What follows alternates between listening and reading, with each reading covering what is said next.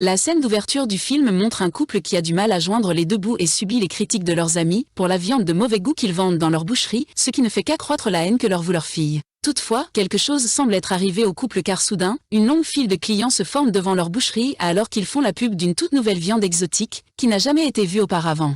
En raison du goût de la viande, les gens sont prêts à dépenser des sommes scandaleuses pour l'obtenir. Les semaines passent, mais la foule ne semble pas se ralentir, au contraire, elle devient plus importante. Des ministres et des policiers ont également rejoint le mouvement. Ils se sont vantés jour et nuit d'avoir la nouvelle viande spéciale. Enfin, un jour, un consommateur curieux a fini par poser cette question cruciale. De quel animal provient la viande?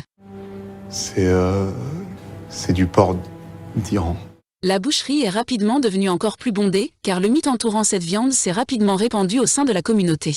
L'émergence de cette viande iranienne a mis en faillite même les plus grandes entreprises de viande du pays. Le couple, qui n'était auparavant pas en mesure de payer leurs factures ou de répondre à leurs besoins vitaux, gagne désormais chaque jour un montant à 7 chiffres. Ils tuent leurs haters avec leur succès, mais plus tard, nous découvrons comment cette boucherie est devenue si célèbre. Avant d'aller plus loin, abonnez-vous pour recevoir d'autres films épiques en miniature.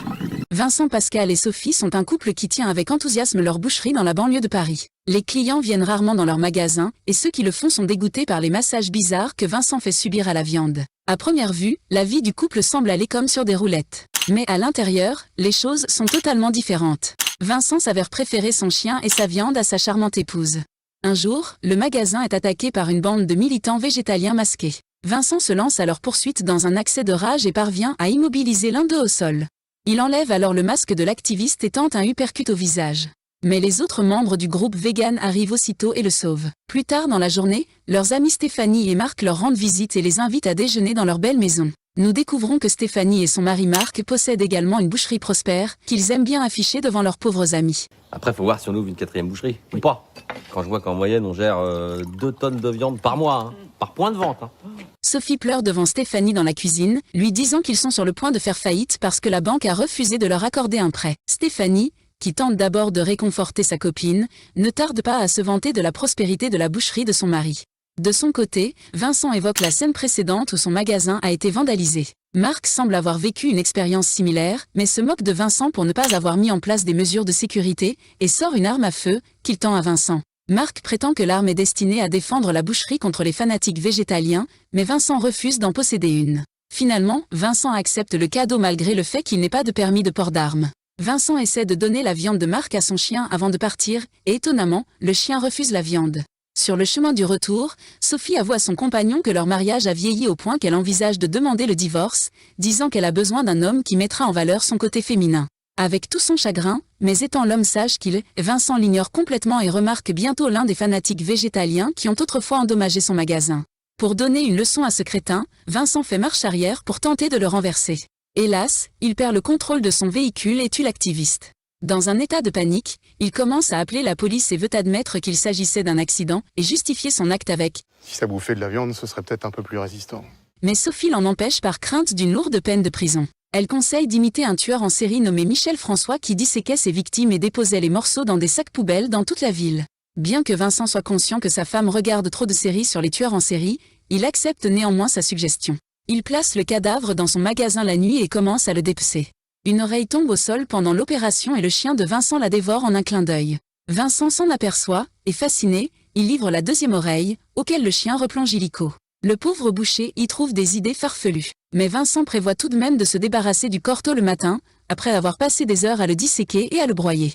À son réveil tard le lendemain matin, la viande a disparu. Madame Coignard, une cliente régulière, entre dans le magasin alors qu'il s'efforce de trouver la viande manquante. Elle dit qu'elle est revenue pour en acheter plus parce qu'elle a vraiment aimé le morceau de viande que Sophie lui a vendu. Il s'avère que Sophie a accidentellement confondu la viande humaine avec du porc et l'a vendue à Madame Coignard. Vincent est surpris lorsqu'elle refuse d'acheter une autre viande. Alors que les deux discutent, Sophie devient curieuse et insiste pour goûter la viande. Incapable de dire la vérité devant la cliente, il apporte d'abord un minuscule morceau de viande, mais Sophie en redemande, alors Vincent tend tristement à sa femme un gros morceau de chair humaine. Sophie, à sa grande surprise, adore ça, ce qui rend Madame Coignard encore plus furieuse. Finalement, Vincent invente une histoire selon laquelle la viande vient d'Iran, ce qui explique pourquoi elle a un goût si rare et si savoureux. Après avoir vendu une grande partie de la viande à Madame Coignard contre son gré, Sophie lui demande plus de détails, et il est obligé de révéler toute la vérité. À sa grande surprise, Sophie déclare que la viande est la meilleure qu'elle ait jamais goûtée, et qu'elle ne s'oppose pas à la consommation de chair humaine. Elle lui conseille d'essayer et lui propose de vendre la viande car elle pense que c'est le moyen le plus efficace de se débarrasser du cadavre. Sa suggestion horrifie Vincent, et il se prépare à jeter la viande. Mais avant qu'il ne puisse le faire, un autre client entre et réclame la viande que Madame Coignard a achetée. Puis un autre client entre. Ensuite, le client suivant s'avère être un officier de police, le couple a donc peur d'être repéré. La viande iranienne gagne peu à peu en popularité dans la région, et le couple devient rapidement très riche en la vendant. Vincent est intrigué de voir la popularité de ce produit monter en flèche, et plus tard dans la soirée, il ramène le dernier morceau de viande chez lui. Il l'essaie avec hésitation, à sa grande surprise, il se rend compte qu'il aime vraiment ça. Très vite, Sophie s'approche de lui et lui explique que la raison pour laquelle la viande végane est si savoureuse est que leur sang est exceptionnellement pur. Elle poursuit en disant, puisque c'est la dernière viande qu'ils mangent, ils doivent débusquer tous les fanatiques végétaliens et les tuer pour avoir plus de viande végane à vendre. Vincent, toutefois, lui coupe la parole en qualifiant cette idée d'absurde et d'immorale, affirmant que c'est du cannibalisme. Chloé, la fille du couple, invite son petit ami Lucas à déjeuner le lendemain.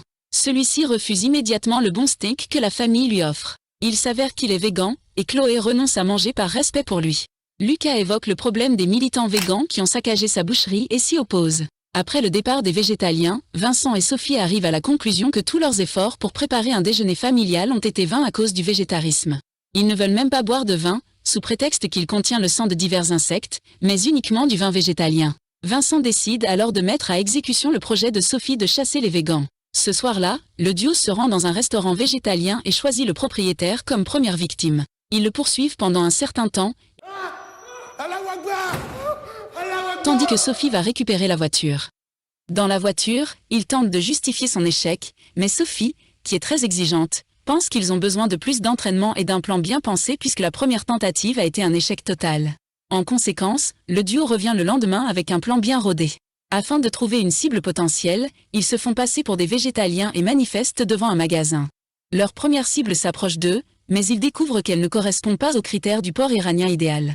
Un homme mince finit par les aborder et les félicite pour leurs efforts. Il accepte de rencontrer Sophie plus tard dans un parking, pour qu'ils puissent discuter du véganisme. Comme prévu, le couple arrive tôt et s'entraîne à plusieurs reprises sur la façon de tuer leur proie. Le couple est choqué de découvrir que le vegan a amené plusieurs de ses copains avec lui lorsqu'il arrive en camionnette.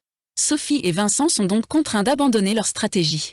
Au bout d'un moment, les véganes annoncent au couple qu'ils vont dévaliser une boucherie et les invitent à les suivre. Sophie et Vincent y vont contre leur gré, criant V-Power. Craignant d'être découverts, ils reçoivent 2 masques en chemin, tout en mentant sur leur véritable identité, expliquant qu'ils sont fleuristes. Pendant qu'ils flirtent, Sophie devient envieuse de Vincent. Lorsque le couple de bouchers arrive à destination, ils découvrent que la boucherie appartient à Marc et Stéphanie, leurs amis. Sophie commence à s'interroger, mais Vincent, visiblement jaloux de ses riches copains, commence à saccager l'endroit avec dérision, aux côtés des végétaliens. Ensuite, le couple se rend dans un restaurant pour dîner. Ils parlent de ce qu'ils ont fait et de la honte éprouvée, mais Vincent semble ravi et fier. Ils parlent aussi de méthodes furtives pour trouver des victimes. Ils ont une motivation supplémentaire pour trouver leur prochaine victime, car Vincent est incapable de manger la viande habituelle qui lui a été servie. Leur désaccord débouche rapidement sur une méchante dispute, ce qui amène Pascal à partir furieux, déclarant le divorce. Un serveur saisit l'occasion pour aborder Sophie alors qu'elle est assise seule. Après un moment, le serveur propose à Sophie de la raccompagner chez elle car il découvre qu'ils ont des points communs. Ils commencent à s'embrasser dès qu'ils arrivent devant la maison de Sophie et se met à complimenter la jolie vieille dame. Cependant, Sophie lui mord délibérément la langue, le faisant saigner, lorsqu'elle apprend qu'il est vegan. Le garçon réagit ensuite positivement lorsqu'elle l'invite à l'intérieur pour soigner ses blessures. Sophie s'approche du furieux Vincent et l'informe de la situation, pendant que le jeune homme est aux toilettes. Ce dernier, comme prévu, devient mal à l'aise et refuse de le tuer, mais la rusée dame commence à menacer de faire l'amour avec le serveur, s'il n'assassine pas leur nouveau porc d'Iran. Quand Vincent entend cela, il se met en colère et commence à aiguiser son couteau. Il se défile encore à la dernière seconde et supplie sa femme de laisser partir l'homme. Mais Sophie a un autre plan. Elle déshabille volontairement l'homme pour ensuite coucher avec lui. Cela finit par énerver Vincent, qui bat l'homme sans défense à mort. À leur insu, leur fille rentre soudainement à la maison, mais le couple parvient à cacher le corps, expulse leur fille et dissèque la victime le soir même.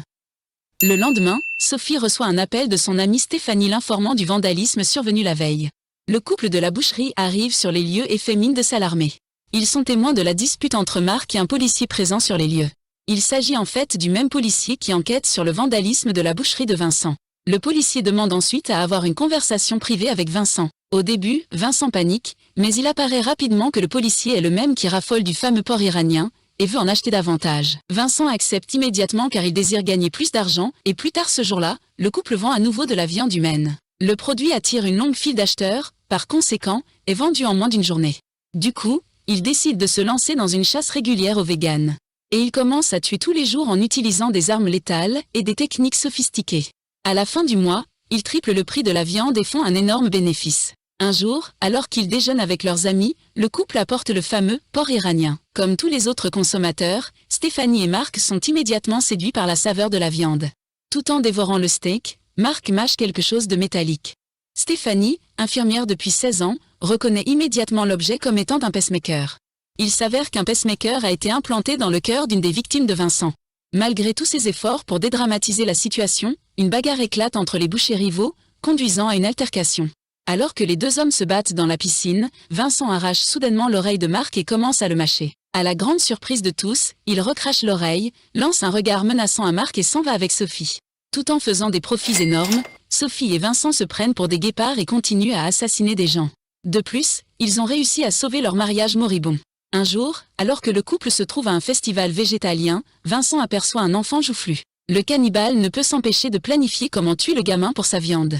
Vincent réalise rapidement qu'il est devenu un psychopathe. Mais c'est alors que Chloé et son petit ami végétalien Lucas, choqués de les voir à un événement végétalien, Lucas évoque la disparition soudaine de plusieurs végétaliens et a peur d'être le prochain. Il est convaincu que les bouchers sont responsables. Lucas se met en colère lorsque Vincent tente de contester son hypothèse. Le couple de bouchers est contraint de quitter la fête foraine, après avoir pété les plombs et crié sur eux. Hélas, l'un des végans qui avait accompagné le couple jusqu'à la boucherie de Marc, surprend la dispute et est choqué d'apprendre qu'ils sont bouchés. N'ayant jamais goûté un porc d'Iran noir, Sophie supplie son mari d'assassiner la femme noire qu'elle aperçoit. Malheureusement, l'envie de tuer de Vincent est revenue après le conflit précédent. Ils s'exécutent et rentrent chez eux. Plus tard dans la nuit, quelqu'un frappe à la porte pendant que Vincent mutile la femme noire. Hélas, c'est le gendarme qui est à la porte. Les deux hommes commencent à discuter tout en ouvrant soigneusement la porte. Le gendarme dit que les bouchers ont été désignés comme les principaux suspects dans la disparition de 10 végétaliens. Le chien rusé arrive à l'improviste et se tient derrière le policier, une main humaine dans sa mâchoire. Bien que Vincent commence à avoir peur, l'officier est perplexe et Vincent le cache en prétendant qu'il souffre de stress post-traumatique suite à la dernière attaque d'extrémistes véganes. Vincent sent que l'officier est sur leur piste, bien qu'ils partent peu après. Il fait part de ses inquiétudes à Sophie, qui lui dit qu'ils ne seront pas repérés parce qu'ils se sont débarrassés de toutes les victimes et qu'il n'y a aucune preuve contre eux. Finalement, Vincent a soit vendu toute la chair de leur dernière victime, soit dispersée dans la ville dans des sacs poubelles. Le couple découvre Lucas à la porte, il s'excuse auprès d'eux pour leur avoir manqué de respect lors du festival. Lucas poursuit en disant qu'il est très stressé depuis que ses amis véganes ont commencé à disparaître. Tout en le consolant, la fourbe Sophie incite son mari à faire de Lucas leur prochaine victime. Vincent refuse et conduit leur futur beau-fils vers la porte. Le lendemain, Vincent annonce à ses clients qu'il ne vendra plus de porc d'Iran. Il tente de proposer une alternative. J'ai une côte de bœuf maturée qui est fantastique. On n'en a rien à foutre de ta côte de bœuf. À la suite de leur dispute, Vincent et son chien sont contraints de quitter le magasin. Peu après, la boucherie de Vincent est visitée par la bande de végétaliens qui a démoli la boucherie de Marc en représailles de leur trahison. Sans succès, Sophie essaie de les chasser. Au lieu de cela, il l'attache et l'abat à mort. En revenant de sa promenade, Vincent se rend compte qu'il y a un problème lorsqu'il voit la camionnette à l'extérieur. Il se précipite dans le magasin avec un hachoir et découvre que les véganes sont sur le point de tuer sa femme. Enragé, Vincent intervient et tue l'un des militants avec l'aide de son chien. Vincent est empalé sur l'épaule par un végétalien, mais heureusement Sophie se libère juste à temps pour le tuer. Le film se termine ensuite par la mise en détention du couple après plus de 30 meurtres. Il a été révélé que Marc et Stéphanie ont été les premiers à alerter les autorités après l'incident du pacemaker, ce qui a finalement permis d'appréhender le couple de bouchers. Sophie et Vincent sont condamnés à mort pour la gravité de leurs actes. N'oubliez pas d'aimer nos vidéos, de donner votre avis sur le film et de vous abonner pour recevoir les futurs films épiques en miniature.